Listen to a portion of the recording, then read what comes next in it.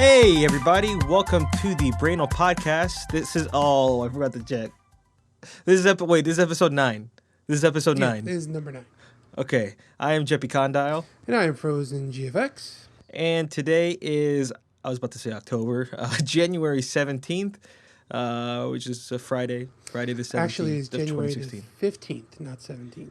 What am I looking at? I'm looking at the wrong future. icon. You Yes. It's October, and then all of a sudden now you're thinking 2 days in the future. It is January 15th.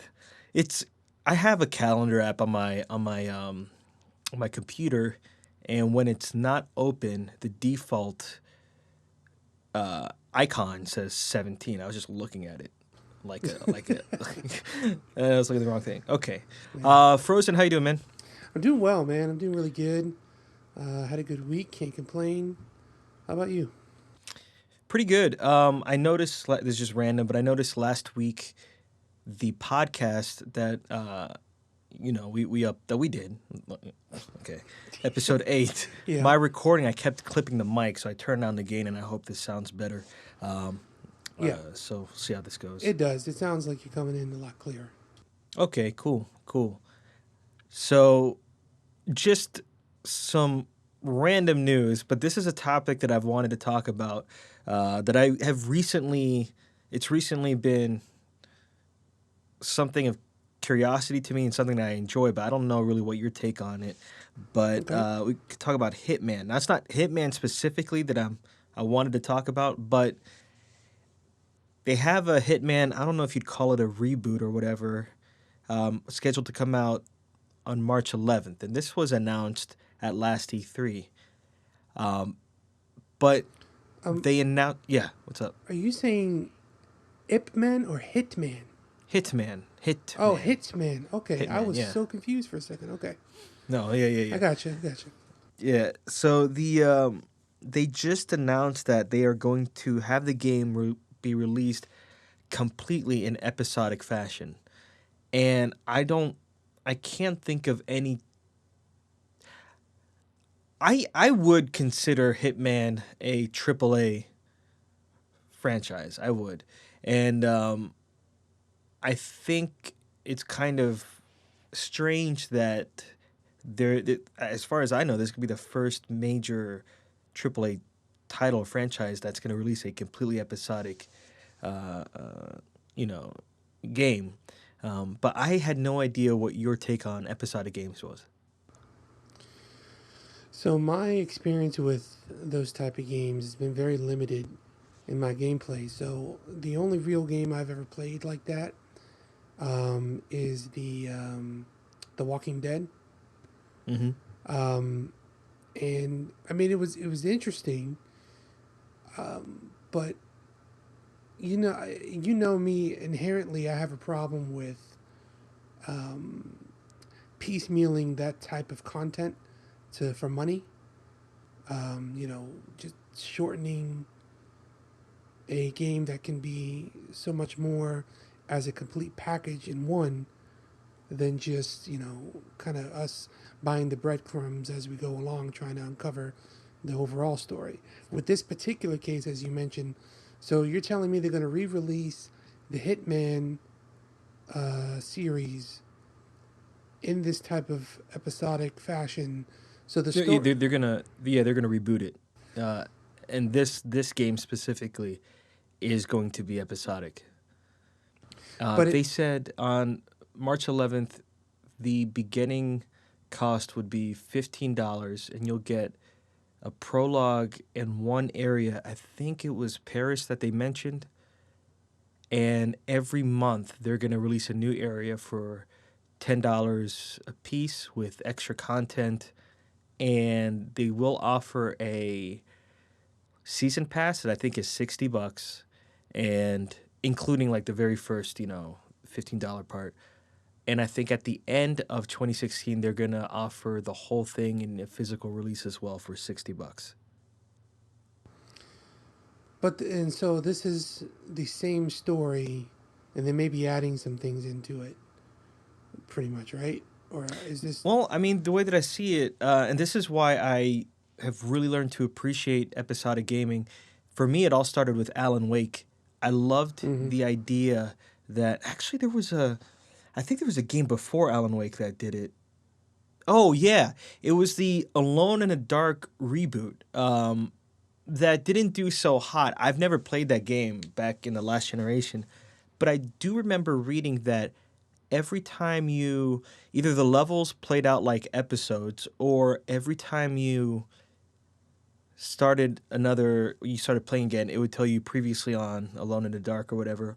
And now that I think about it, I don't quote me on this, but I think the Lost game, based off the TV series, um, was set up like that too, like you were watching like a hidden season or something. But my first, obviously it's not the same exact nature because it was one big package. But my first introduction to episodic gaming was Alan Wake, and I loved it. I loved how they separated the levels like episodes, and I don't know, I like the feeling of watching.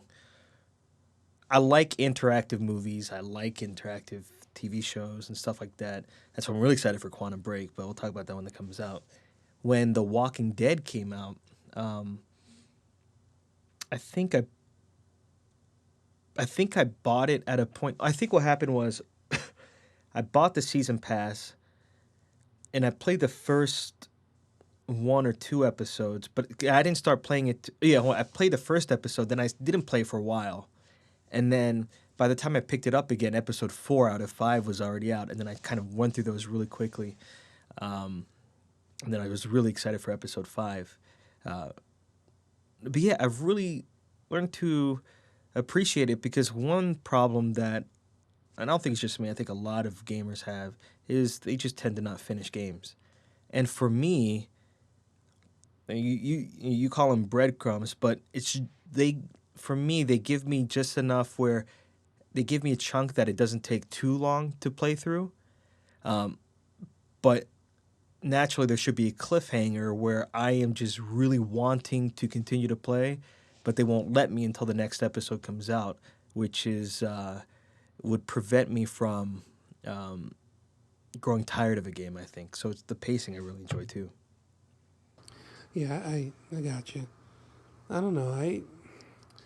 I see the benefit of it in what you're saying. Like I can completely understand getting that satisfaction and then wanting more and then having to wait for the next one and kind of building that excitement during that time. I and I can kind of relate to that also. I don't know if you've ever played Mist Online. I The never have. the year. So, I mean, I played it a little bit, and they did something like that where they had content that came out every month. I don't remember if I had to buy it or if it was like just Free. yeah free for download, but I do remember wanting to know more what's going to happen next. Mm-hmm. Same thing with The Walking Dead, but and one of the things that turned me off of The Walking Dead, even though it was a great game, I had fun playing the first, I guess, episode. I guess. Oh, Um, wait, did you finish the season? no, I haven't finished the season. Oh, No, okay. but the main deterrent was that I had to shell out money each time. Yeah, okay, $15.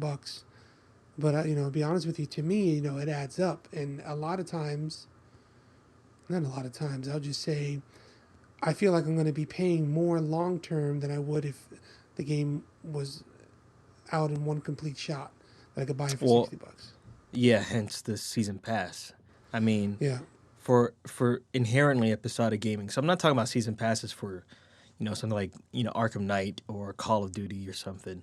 Um, Actually, I mean, Call of Duty might be a good example of this, but the they naturally price it where you'll save like 5, maybe $10 if you buy a season pass.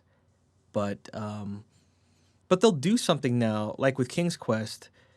They'll offer, like, at least for PlayStation Plus, they offer that first episode for free. So that's cool. You at least get to try. But yeah, I hear what you're saying. But for me personally, whenever I would do episodic This is some like TV for me. For the longest time, I think it's been what is it, like 10 years. I've never had cable, so I would just always buy my season passes off iTunes, just the shows that I want. But I would never buy one episode at a time. I would just to myself. I'd be like, I really like this show. I really want to see what's in this season. I'll just buy the whole thing, and as they come out, I don't have to worry about shelling it out every time because I know what you're saying. Every time, you have to ask yourself that question again and again and again and again. The pro of not paying for the season pass is if by episode 2 or 3 you realize, it's not for me, then you kind of saved yourself from having to pay the other ones, Yeah, which exactly. hopefully whoever's making the game would keep every episode awesome. And I hope that increases the quality of writing and the pacing of the game where you really don't mind paying another whatever the next time it comes out. But I see what you're saying. I I would, if you ever get the chance to finish the first season, that ending just, I remember, I think it was episode 2 that was fairly slow. I remember that, even though something very important happened there. But episodes 3, especially 4 and 5, got crazy. But that was the first Telltale game I ever played. That wasn't the first one they released because they've done Back to the Future. They've done, oh man, I forgot what else they did. Oh, they did Sam and Max. They did those, but they didn't really harness the TV addicting nature of good shows until Walking Dead. Hmm. But right now, I have season passes. So I essentially have games I haven't even touched. So like the Game of Thrones one, um, the Wolf Among Us that I just started to try playing, and I didn't realize how good that game was gonna be. And Life is Strange is another one, and King's Quest. So King's Quest, I'm making a conscious effort to play them as they come out, so it doesn't feel like I have to play like a bunch of episodes in a row or whatever. Um, but yeah, I'm curious because with Hitman, it's for me just opening a new area. Wait, I need to preface this by saying I've never played a Hitman game. Yeah, same here. I never There was have played it. nothing about that. There's Metal Gear, there's Splinter Cell, and I am not knocking Hitman. I'm not. Because I have no, my opinion wouldn't be really valid because again I've never played it. But there wasn't anything about not the premise, but I hate to say it, the way the guy looked, and it's just like, It's very bland. yeah, and I'm like, and it never really caught my interest. But ironically, I might consider, because it's not asking me to pay $60 right up front, I might consider just trying out the prologue in the first episode, um, mainly because of the episodic nature. And the reason why I'm excited is because if they have decided, if they consciously decide, obviously, if when they decided that they were going to make an episodic version of the game, I would hope that affected how they wrote the game and the script and the pacing. And we'll see. I'm excited. So it's a pretty lauded uh, franchise, so there has to be something to it. Um, but we'll see. But Yeah. they also did admit, and I was very glad that Square Enix was open about this. They did admit that another benefit to having um, the episodic nature of a game is so we can ensure that every chunk that comes out is just up to par to the quality we want to release instead of rushing something through. So I could see that too. It's pretty cool. Yeah, and I think, that's a classic case for me as for judging a book by its cover on that game because you mentioned the character and I said he's pretty bland looking. That it didn't excite me. It didn't draw me in at all in that game. And to be honest with you, when I first saw that game years and years ago, I thought it was like a ripoff an attempted ripoff of Metal Gear or Splinter Cell or something like that, and I didn't pay any attention to it. And it wasn't until I don't know a few years after that I realized that the character is, in a way, I guess, is made to look bland and really kind of featureless because he's a clone of an assassin. So I didn't know he was a clone of an assassin. yeah, that's what I figured out, and it made sense to me. But I had already dismissed the game, and to get into that particular series at that time was just too much work for me. Yeah, and that's what I'm saying. It's pretty interesting that if they were going to release it traditionally, I probably would not dive into it at all. Again, I'm not saying, for anyone who's listening, I'm not saying it's a bad franchise. It's just I feel like it's not for me. But I mean, we'll see. We'll see. I might try it out, and who knows? I'm very excited. Cool. Yeah. Excuse me. One thing I wanted to talk about, I heard about a game today, and I'm not sure if you've heard of it. Maybe you have. It's called That Dragon Cancer. Yeah, I heard about it. Okay.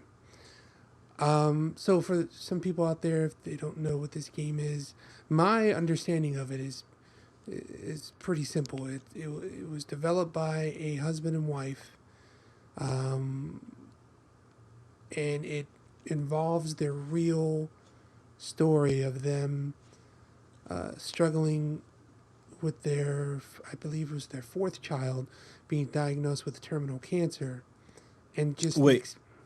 Hold on. Are you saying it just happens to be the fourth child that happened to have cancer, or did the first three have cancer as well? No. It was their fourth child overall, and that child just happened to have cancer. Okay, the way you say it's like their fourth child to be diagnosed. Oh, I'm sorry. With cancer, like, oh my lord, that's crazy. Yeah, that would have been crazy. But anyway, so I heard about this game, and I did a little bit of research in it, and it seems to be an extremely emotional game. I mean, just the concept alone of parents dealing with their child who's dying from terminal cancer itself is a gut punch.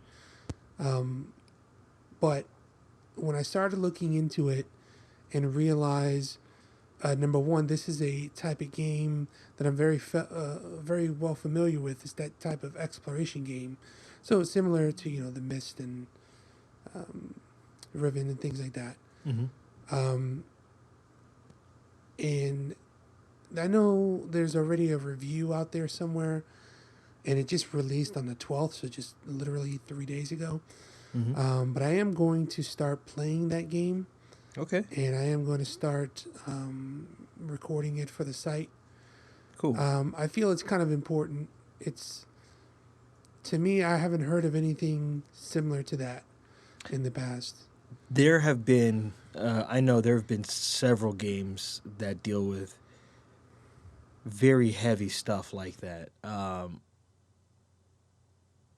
I don't know if cancer specifically, they dealt with cancer. I know there have been games that have addressed abuse, molestation. There have been games that have addressed depression and suicide, and they tend to be more on the indie level because I don't think the bigger studios would touch, touchy subjects like that.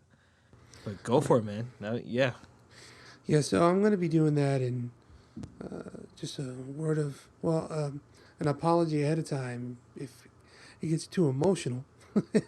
But I don't see why you're apologizing for that. But I think it's important to just experience that game and to document it. So that's going to be coming up pretty soon. Cool. Man, there was something else.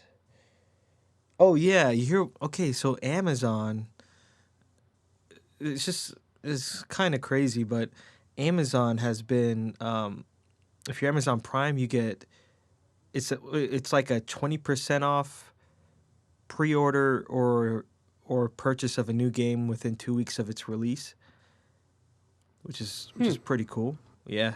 So what that would be? Oh man, I can't believe I'm thinking about this. It'll be $48 for a $60 game then, Nice. right?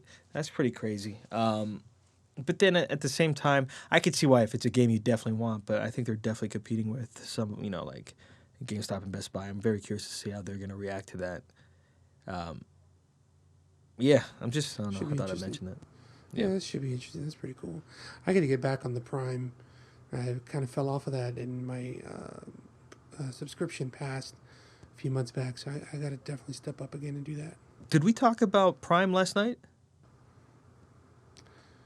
No, I don't think so. Okay. So I know it's not video games. Amazon was nominated for 73 Golden Globes. Have you heard about this? Wow, no. Yeah, I think it's that. And to commemorate that, man, it's kind of fortuitous that we're talking about this.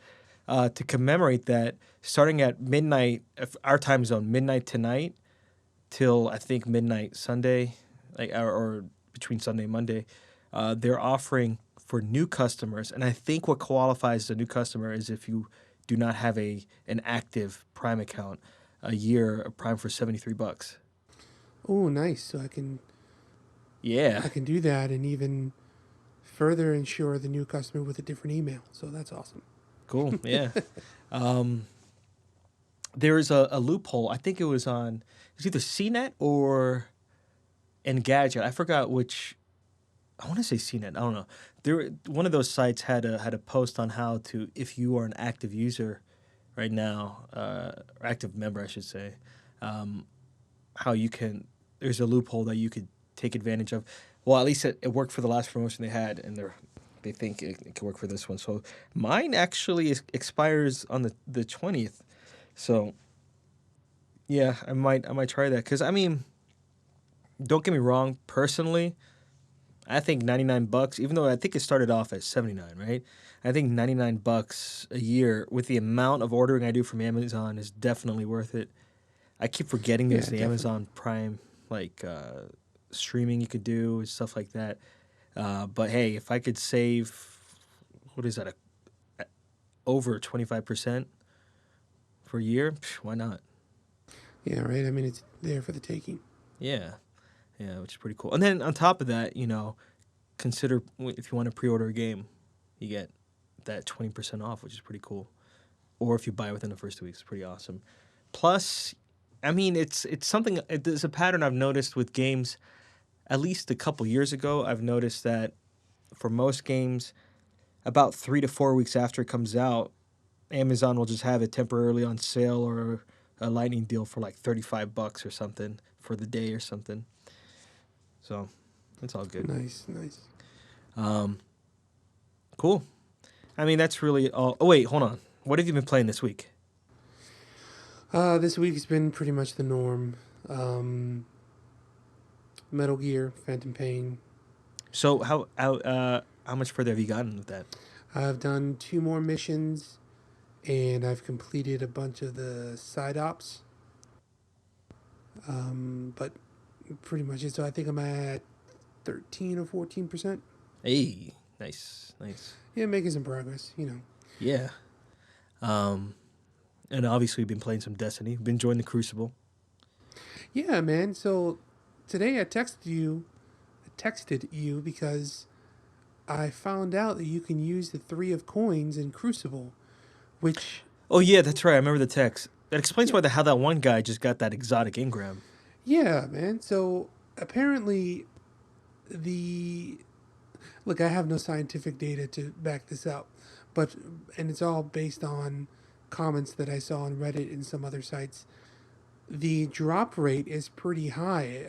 From what I've heard, some people out of 10 Crucible matches that they've won, they pretty much have, in an average, about 4 to 6 times have got a drop of an exotic of some kind. That's pretty cool. That would be interesting to try that out and put that to the test because I every definitely match, want to pick up every match you have a chance. No, yeah, that's what I mean. Of doing that, but you have to win the match though. If you lose the match, you don't have to spend another 3 coins, right? Well, that I don't know. I mean, I didn't see the specific details about that, so I guess I'll have to test that out to see. Yeah. But yeah, who knows? That's pretty cool, man. Yeah. So we played for the first time Inferno mode of what was it? It was Inferno Clash. That was a lot of fun. Yeah, no, definitely, man. And I had never touched that before. And neither have you, right? Correct. So that whole thing with the radar missing definitely isolates you when you're not with the pack. And I felt fear many times when I noticed that I was away from everyone else. Yeah. And I was just like, oh my God, I'm gonna die. And it was crazy because we started our first Inferno match not knowing what it was. And it didn't occur to me right away because when you start a match, you don't immediately look at your radar. You just kind of know where you want to go just by instinct. And then when you think you're about to run into people, you start checking the radar. But it didn't occur to me right away. And then I realized that our team was huddled together. And I'm like, what's going on? And then the other team it was crazy. It was such a cool dynamic, especially coming off Mayhem. That was cool. Those two extremes of just balls out versus balls in. That whole thing is like the fact that both extremes are equally to me as satisfying. I think is pretty amazing. Yeah. I mean, it just feels good, man. And it's refreshing to play that type of a match. And I'm sure there's a lot of people out there who already, done it, and it's already, boring to them. But we're late to the party. Yeah, but still, it's fun. Oh, dude, that reminds me. So I watch Angry Joe on YouTube, and he just put I gotta check this game out. He just put this top 10, his 10 best games of 2015. Have you ever heard of a game called Party Hard? No.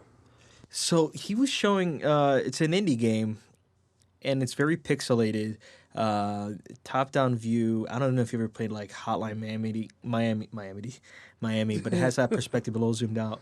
Okay. And at first, it just looked like, there's a party going on, like a house party, and everyone's just dancing. And at first, I thought you had to manage the party, kind of like Roller Coaster Tycoon, but you just had to make sure everyone was happy. But then he explained the premise. I was like, oh my God, this is something I really want to try to play. He said you are a neighbor who cannot stand the noise from the party, but you also happen to be a serial killer. So, oh my gosh. Yeah, and it's a puzzle game, and you're supposed to go in and kill, I guess, either as many people or kill everyone without getting caught. So you go in one room or another, and then like somebody might be throwing up or whatever, and you kill her or whatever. I don't know, but it looked awesome, and he said it's really addicting. And you know what a game jam is? No.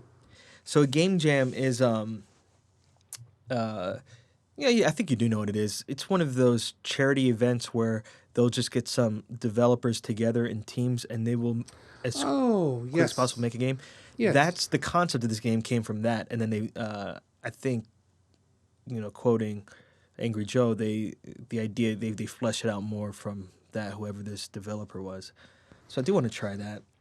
That sounds really interesting. That sounds pretty much like these people throwing the party, unknowingly, in this place where apparently Snake is retired, living next door. Yeah, trying to get some sleep. And he can't, being haunted by the memories of the things he's done, and now there's loud EDM music going on, and he's just got to revert to what he knows best. So yeah, it sounds like a great game. Yeah, great game. Metal Gear Party Hard. Oh yeah, this news just popped in my head. I forgot it happened. So you remember, and because we both watched that Nintendo Direct together at the end of last year, where they announced Twilight Princess HD. Yeah. Did you read what the Wolf Amiibo does? No, no, no, Okay, no. so this was leaked by, I think it was a French ad or something last night, and I randomly stumbled across it, and I was shocked. I was like, oh my god. So I played Twilight Princess a couple times, the Wii version. Never played the GameCube version, which is should be the correct mirroring, left-handed link and everything, Mm-hmm. widescreen and everything. I'm excited, but according to the ad, it has been the Wolf Amiibo will unlock a new dungeon.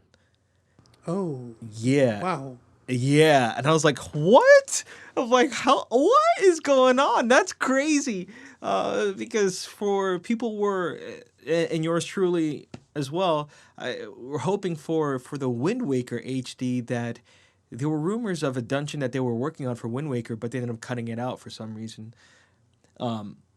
I don't know if that's what happened with Twilight Princess, but they actually said, "Hey, let's make the dungeon. Let's actually, set it up." I Hey, don't know let's any make the details. I don't dungeon. want to know any more details. It's crazy, right?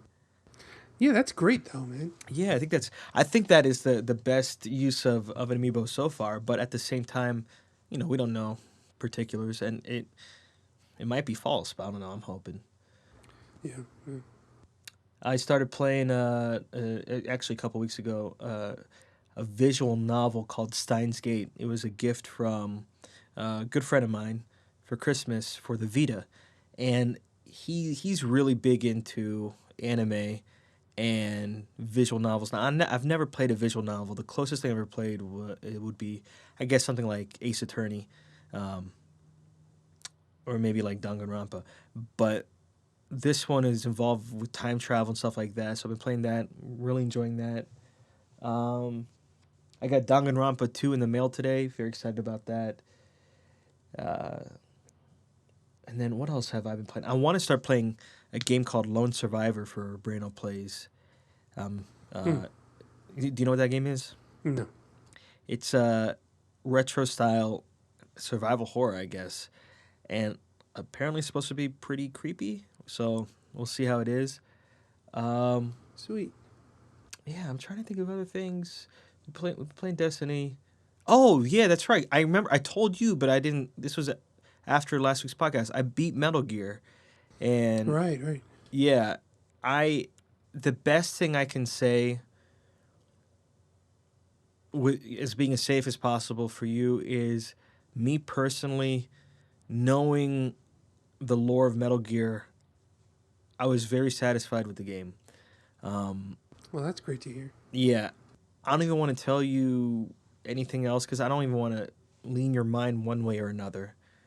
But it did take me, including side ops, all the side ops I did. I did not do all the side ops. Haven't unlocked them Hmm. up. I did a lot of them. I told you it took me like 90 hours to beat that game, which is Yeah, crazy.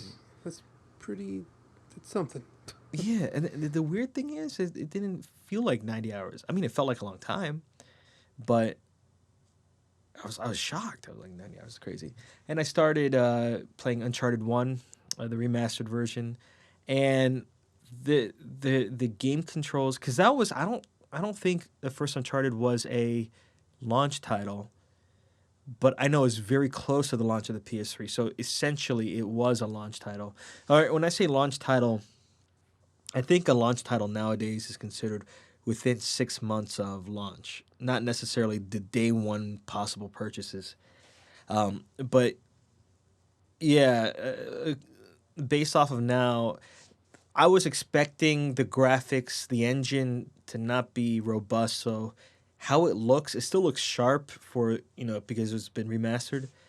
But um, what you notice the most are the character models, not Nathan Drake or the main, protagonist, um, but it's more the NPCs. No, I can't say that because the other you can't play as any the enemies. So the enemies Hmm. themselves, they're only a handful of, as of what I've seen, models. It's like you'll be fighting like quintuplets, and and their animations. So the AI was fairly good, but some of the animations were still a little weird, and the platforming mechanics, the controls weren't as precise as what I'd like. And I mean, that's expected of the first one. I am very excited to see how they go, how 1, 2, and 3 progress. When I'm playing back to back, I can really appreciate the improvements they've had, which is cool. But I'm not gonna break my back over these games. I am excited for 4. I'm definitely gonna play 4, but at the same time, I'm playing them on easy because I don't want to get stressed out, So Right. Yeah, it's I been cool. understand. It's been cool. But yeah, I mean, as far as I know, I think that's all I had to say from me. I can't think of anything else. Yeah, to be honest with you, man, I just haven't had much diversity in gaming after this the holiday break and this new year. Mm-hmm, mm-hmm. So I got some things planned coming up. Right now, though, I think I got a lot on my plate to chew on for the site. Yeah. So I gotta finish those things up because I don't want to have it incomplete on those. And then in the next upcoming months, well, next month it's gonna be Street Fighter, so that's gonna be something. Oh yeah, that's gonna be great, man. And then in a few months, man, No Man's Sky. Yeah. And I need to try to get everything caught up before that because it's gonna take mostly all of my time. Here's a question: Are you gonna either way? It's fine. Are you gonna want to do No Man's Sky for the site, or are you just gonna do it personally for you for? I do want to do it for the site, Cool. and I've already have things in plan to try to make that happen. Whether it happens or not, I'm gonna try very very hard to do Cool. that. So I have, let's see. So one thing I was trying to tell you, but my mic I guess was messing up when we were, playing a few nights ago. I wanted to edit just a little bit our YouTube release schedule, and what I wanted to do was Monday through Friday to have one one Let's Play per day. Saturday would be the day that we upload our podcast. So I'll edit like tomorrow morning, and try and release it tomorrow. And Sunday we'll just take off. No Brainal vid. We'll just chill that day. Any thoughts on that? Yeah, I think that's good. I think that develops consistency Yeah. for the site, for YouTube. So, yeah, I'm down for that, man. And when I get chances to do so, I'll kind of binge record and just send you what I have. Cool. So we still have, what do we have going? Oh, this podcast video tomorrow will be, if I understand this correctly, our 100th video, which is crazy. Oh, Yeah. nice. That's crazy. That's awesome, dude. Yeah. Congratulations. So we have, let's see, which series do we have going on? So we still have Soma. The Soma videos are coming out. Yeah, those are coming out. Mm-hmm. Everybody's Gone to the Rapture. Yeah, you have those. Gone Home. Gone Home. We still have Pillars of Eternity. Yes. We have Riven. We have Riven. Journeyman Yes. Project. Yes, we have Journeyman Project. Yes. I still have some Brainly Yours coming out. So Nice. yeah, there's I have a couple more Onichambara, and I think one, maybe two more Akibus Trip. I'm not entirely sure. Maybe I have to look back on Hatoful Boyfriend. I got to see where we're on that. I do plan on starting Lone Survivor, like I said, but the game that I'm really excited for is The Witness. That, Right. Yeah, I'm gonna hit that hard, and I might do. I don't know if I'll do maybe I'll do Game of Thrones or something, but I don't know. We'll see. I need to see what else is coming down. I might do Hitman. We'll see. We'll see how that goes too. Oh, interesting. Man, what other? Yeah. Yeah. So I'm still working through the Oracle of Seasons on my 3DS for my Zelda timeline conquests, and the pacing's been pretty good so far. sometimes it's a little bit of a chore to play a Zelda game that I know was not developed by Nintendo. It's like a part of me is like, I don't know if I really consider this, but I mean, it's a Hyrule story, whatever. It's developed by Capcom.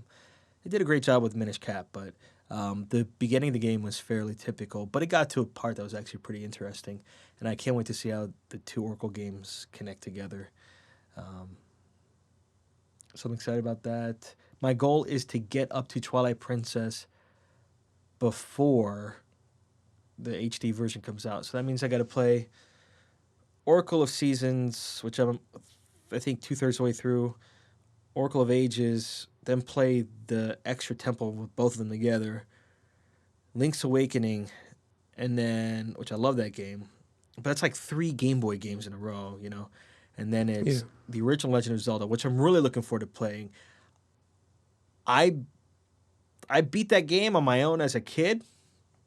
Somehow I loved that game. I just burned everything, and I just found doorways. I'm very curious to see how much of a hard time I'm not playing it now, knowing that I beat it as a kid. So we'll see. I don't look up walkthroughs or anything, and the one that I'm the most intimidated by is Link's Awakening.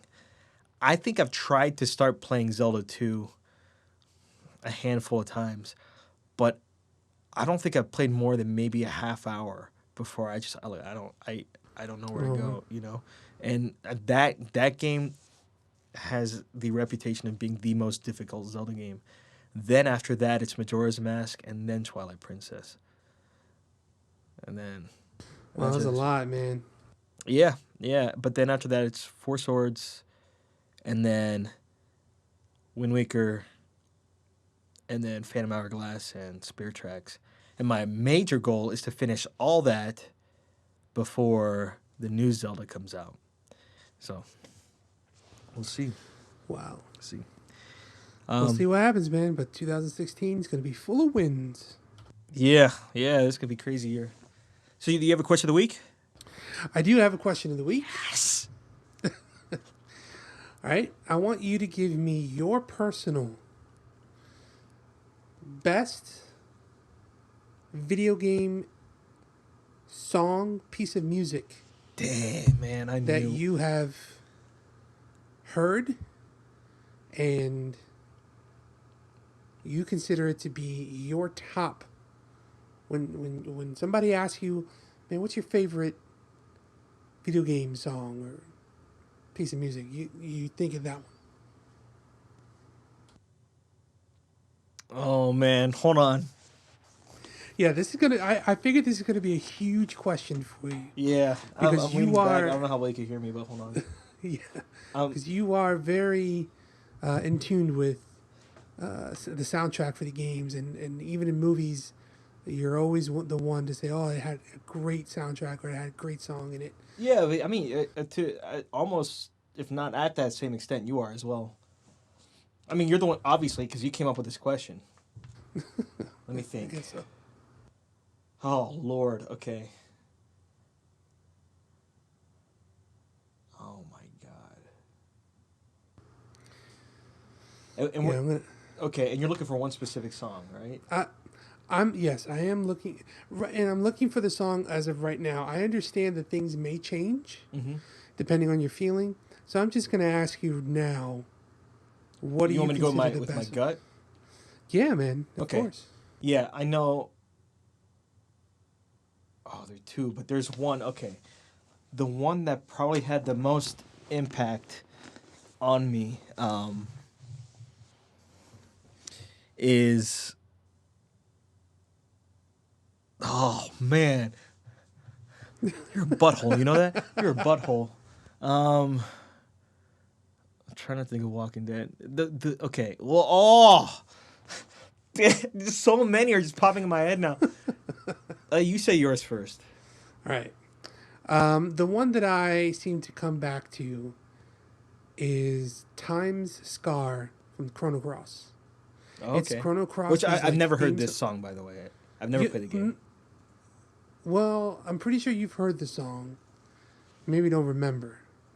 And I could send you a link a little bit later. But That song, it's that's the only thing that comes to mind when I think. And I thought about this all day today, and I was trying to think of other songs that would edge it out, but man, that it is a song that gets you in a mood of like, okay, by the way, I said it. I think I already told you it's a theme song.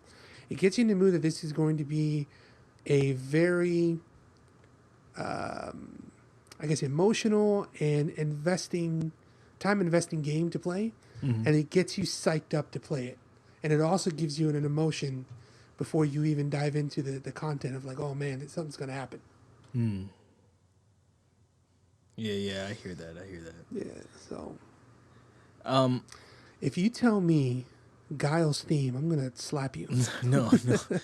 The one this is a weird one, but the one that let me put it this way. Okay, so just to illustrate, if I were to play this game and I know this is coming up, I am going to blast my stereo.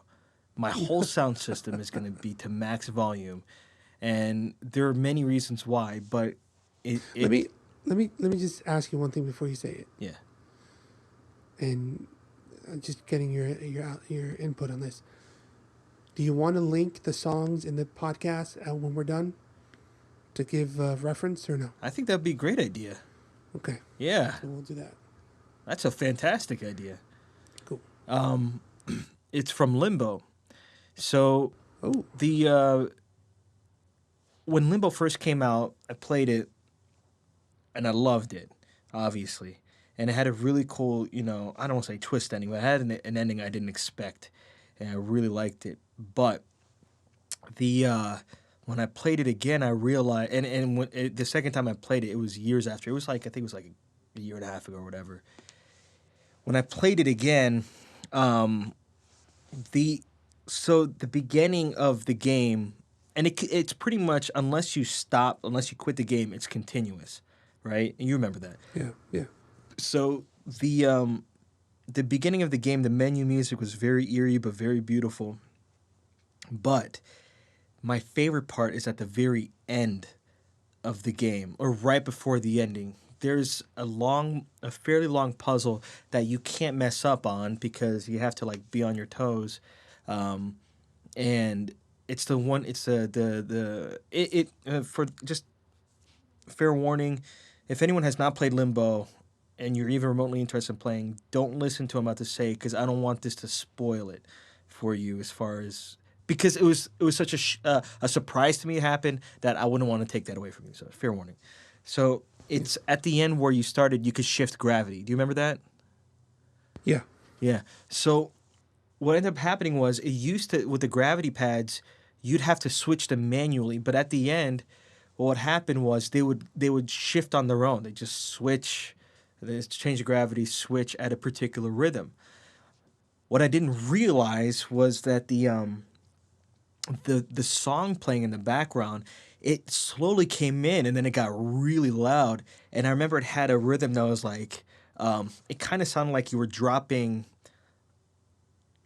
like a bouncy ball. Like it had that type of rhythm on like a snare drum, and the rhythm was like boom boom boom boom boom boom boom boom boom boom boom boom boom boom, and then by the time like it would reset, the gravity would shift. But I'm telling you, when you play that game, and if you have either like really good headphones or if you have great like a great subwoofer and good speakers, there was a swelling. It was almost like a foghorn that every time it would switch, like wah, wah, and then the theme chords from the original menu theme were playing over that, and it got intense to the point where it's like you're in it to win it, and it all kept on leading up, and you kept doing these badass is not a swear word. These badass like maneuvers in the air, and it combined the intensity of the music with the rhythm of the mechanics and the fact that you were pulling off amazing maneuvers, and it always gives me chills, and then it leads up to that part where you break through the glass, and then everything just calms down, and then that's the ending. And that is such an amazing climax that I bought the soundtrack to it, and I listened to that song over and over. It's called Gravity Jump. I listened to that song almost a few times a week, and there's just something about that song that focuses me. And as depressing as that game can be, that is the most optimistic part of the game, and it just even and keep in mind, I'm considering Zelda music, which got me into playing music, and then Journeyman and all that stuff, and Last of Us, and even after and Journey, like all that stuff, and Myst, this one still tops it because of how it's incorporated into the game and the feeling and the climax it led to. I'm like, oh my god, that it is so. Oh, if you blast it, oh my god. It rivals. It's better, but the close second to me, I'll mention a Suicide Mission from Mass Effect 2. Gotcha. That one still, for me personally, just edges it just a little bit. I was like, oh, that's crazy. Man, I like how amped up you got. Dude, yeah, because I'm thinking I want to listen to it right now. It's just so exciting because I'm reliving it. And it's such a visceral experience that I want to play Limbo right now from start to begin. Oh, and that's the other thing. Now that I know it's at the end, playing the few hours that game is, it's like watching a movie where the ending, is amazing, but you got to go through the beginning to really appreciate the ending. And it's like, oh, here comes. It's just like, oh, it's anticipation. It's great. And I just, oh man. Dude. Well, hopefully everyone out there is going to be able to experience that when we start linking it up there and play it. I would definitely suggest for people, at least if you have PlayStation Plus for the past, I don't know, however many years. I know they offered PlayStation Limbo, PlayStation 4 a few months ago, PlayStation 3. It's worth buying it on any gaming system. The spiritual successor should be coming out soon. I'm excited. I forgot what it was called. It wasn't Rain. It was something else. But Play Dead Games. Oh my god. Oh, it's such a great song, man. That awesome. Yeah, we'll definitely put the link up though. If you're not gonna play it, at least watch that. Now, what I'm gonna do is I'll try and find a video of someone playing it so you can see what that part of the game looks like. Either that or I'll just probably post just the music, but it's just the audio. I think maybe just the audio if you can't find that. Yeah. So. Well, yeah, the thing is those foghorns that I'm talking about isn't that's actually part of the game. Oh, okay. They're not part of the actual song, but they sync up together on purpose. So even, in other words, the song that I listen to still doesn't have the effect of playing in the game. Yeah. And that's the thing that's strange. Like, if you want to get the full effect out of it, hear it in the game. But nice. Yeah, man. Well, appreciate that. And, shout out to Mr. Giggles, man. Yeah. I know you're dealing with stuff, but miss you, buddy. Yeah. I bet he's giggling away. Do you have anything else? No, I'm pretty good. Cool. All right. So, everyone, thanks for joining us. This has been the Brainal Podcast, episode 9. And we'll try to stay consistent as far as we've been consistent, even though we haven't been in like the past month. With recording these on a Friday, but with my schedule, not my schedule, just with partially my schedule and habits and with the other videos, it was kind of a crapshoot as far as how long it would take before it comes up. So I'm going to make it a priority to post these on Saturdays. On YouTube, at least. So look forward to this tomorrow. Again, thank you for joining us. Appreciate anyone who's listening. Peace. Peace. But, hey, remember, we are Brainal. Remember that? Yeah. Anyway, everyone, take care. See you guys next week.